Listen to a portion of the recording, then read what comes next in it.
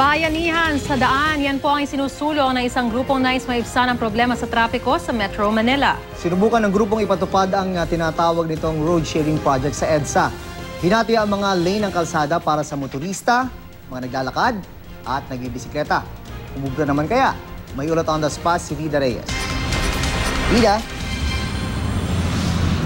Yes, Junat Maris, ilang lane nga sa isang bahagi ng EDSA ang pansamantala muna ang sinarado sa motorista ngayong umaga para magbigay daan sa unang pagkakataon sa isinagawang road sharing project o yung tinatawag na bayanihan sa daan.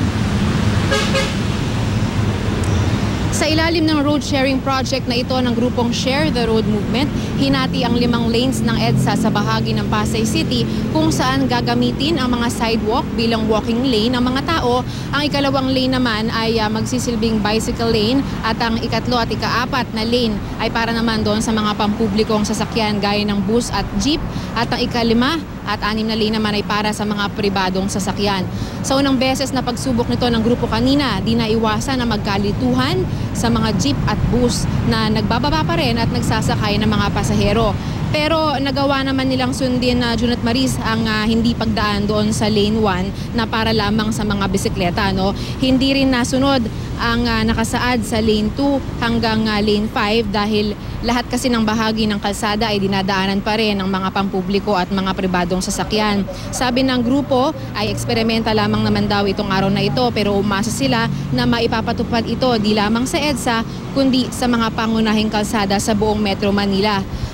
Kung may road sharing o tamang hatian lang daw kasi sa paggamit ng kalsada, tiyak daw na malaki ang mababawa sa trapiko dahil mas marami ang may engganyong maglakad o kaya naman ay magbisikleta na lamang o kaya ay sumakay na lamang sa public transport kaysa gumamit ng mga private vehicles. Lahat tayo may karapatan sa kalsada. At lahat tayo bigyan ng daanan. Ganun lang ho ang punto nun. Hindi ho natin binabago ang kalsada. Binabago lang ho natin yung kaisipan ng imbis na barumbado tayo sa kalsada kung saan-saan tayo titigil, dun sa bus stop. Hindi pwede. Kasi sa dami ng jeep, masikip. Kasi sa sobrang dami na ng sasakyan, maliit na yung kalsada para sa mga sasakyan. Kung magdadagdag pa ng mga lane, parang mahirap yata. June, plano ng mga, sabi pa rin ng mga motoristang nakausap natin kanina ay sana raw ay hindi lamang tuwing linggo gagawin itong naturang sistemang ito, kundi mas maganda raw kung Monday to Friday weekdays kasi yan daw yung magiging sukatan kung epektibo nga ba itong sistemang ito sa pag-iibsa ng traffic. Pero sabi ng mga organizers nitong itong sistemang ito ay susubukan daw nila na gawin muna na paunti-unti, experimental nga naman, tuwing linggo raw muna, June.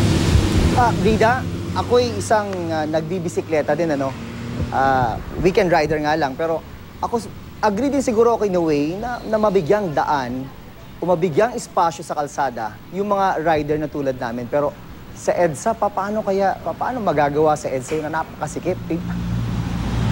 Sa totoo lang, Julian, din yung tinanong ko kanina. Kasi kanina, nakita natin, yung outermost lane, yun yung inoccupy ng mga siklista. So, naging organized dahil ang MMDA naman ay nag-facilitate din dun sa pagmamanage ng mga traffic. Pero ang personal kong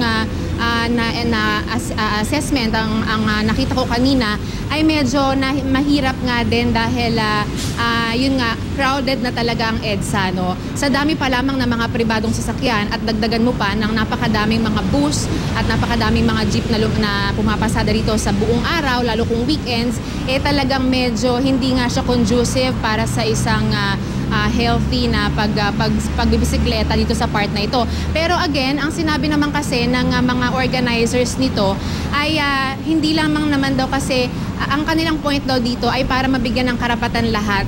And in fact, ang mga may-ari naman daw ng mga private vehicles, June, ay mga 1% lamang daw ng mga Pilipino. So kailangan daw, merong iba naglalakad lamang at iba nagbibisikleta, dapat daw mabigyan sila ng pagkakataon, June.